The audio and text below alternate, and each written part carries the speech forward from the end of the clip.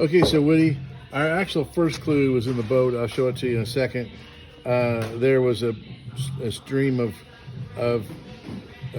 wet oil, water in the oil on the keel, and you can see the same thing right here.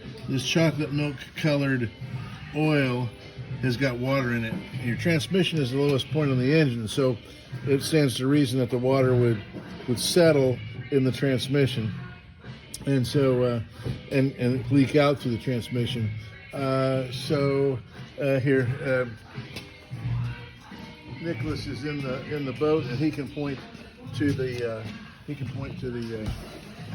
You see the oil right there, right after the paddle. There, I can point, yeah, right there. All that oil's got water in it. And it sure appears that this boat has been in salt water at some point in its life, which may explain why we've got the manifolds are probably leaking. That's the most common place that water enters the oil. Yeah, this left manifold was leaking. Oh, the exhaust manifold? Yeah, the rear cylinder is all rusted out with water in there. Okay, so if we were to look into the cylinder, we might find rust in the cylinder. But anyway, if you look at these studs that hold the transmission on, they're gone. I mean, look at this. If you can get a close up right there on that one, how it's eroded away right there. Maybe I'll get a light. Will help.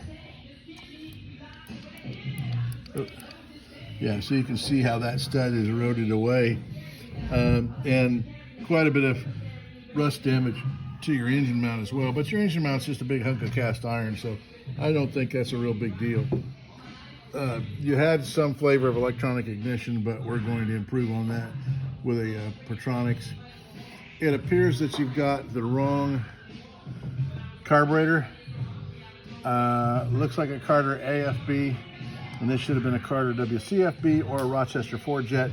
And what kind of tipped me off is you've got an electric choke, and this should have what's called a choke stove in it. Somebody's plugged it, but this has a copper tube.